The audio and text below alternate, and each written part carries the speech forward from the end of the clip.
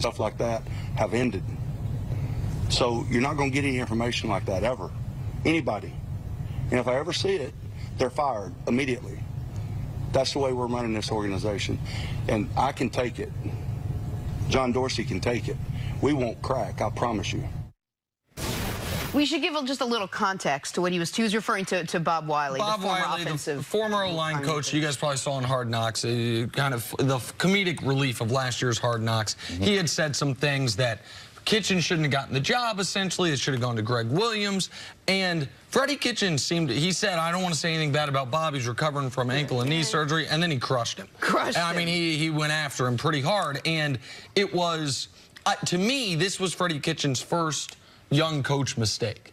I think Freddie Kitchens responding to it, giving life to it, and getting that riled up about what Bob Wiley had to say, I think that's something maybe you'd want back, maybe you wouldn't, but I don't think a veteran coach would have fallen into that trap. A guy who used to work there. I mean, Belichick would have definitely fallen for that. Oh, yeah. And it's not fair to compare him to Belichick. I think a lot of coaches would have just said, hey, Bob did a great time here. We decided to move in a different direction. We're worried about the Cleveland Browns. But the truth is, listen, this is part of being a new head coach. There's a lot of hype. There are a lot of expectations for this team. You got a hotshot quarterback. You can have a ton of media. How hard is it going to be for this team to live up to all the hype that's surrounding coming into this season?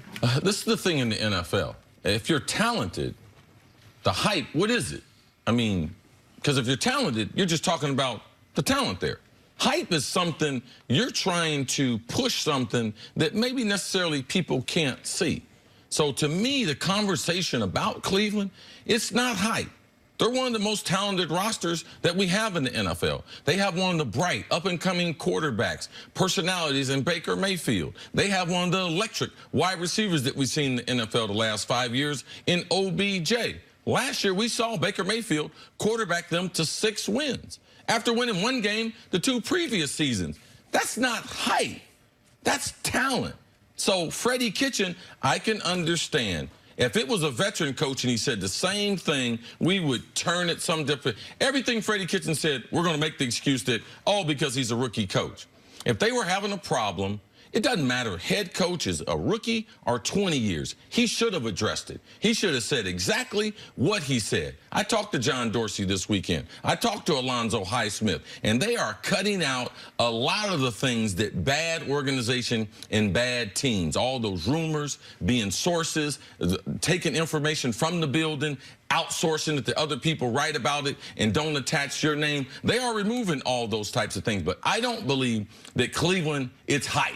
Because what I'm looking at, they're talented. I can go up and down their roster and tell you. Their offensive line finished football last year, 2nd best, Pro Football Focus. They got Kareem Hunt joining Chubb. Chubb coming off a 2nd year. They can run the ball. They can throw the ball. Their defense, I believe they have a Pro Bowler at every level. Their middle linebacker, I believe, is unsung. I believe people will start to know about him as we go through the season. So this is a talented roster. They haven't won together, so maybe we should come up with another word. But when you're talented, to me, it's not about hype. When you have talent, Zion, how could he ever live up to the hype at Duke?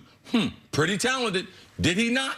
Yep. Did he not? So for me, when you're talented, I think there's something else. Will they live up to their potential? I believe that they will. Well, and we should really remind the audience, we're not expecting a 6-win jump. This team wasn't 4-12 last year. They were 7, 8, and 1 with questions, with a change at quarterback, a change at head coach and offensive coordinator, all of that. 7 wins, 7, 8, and 1, 3 losses on a field goal at the end of the game. Yep. if just those field goals go different, last year's team is 10, 5, and 1 and wins the division. So we aren't sometimes there are teams, it's like, man, they added all this talent, they did all this, but the year before they went 3-13. It's like, okay, hey, take a 5-win jump, you're 8-8.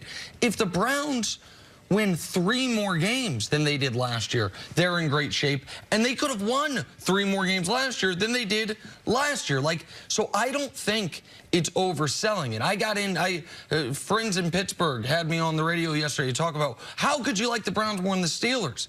It's like, well, there was a 2-game separation in the standings last year. The Steelers objectively had more talent walk out the door than come in the door. The Browns objectively had a ton more talent walk in the door than go out the door. Like, it's not a big gap last year between them, the Ravens, and the Steelers. 2 teams last year.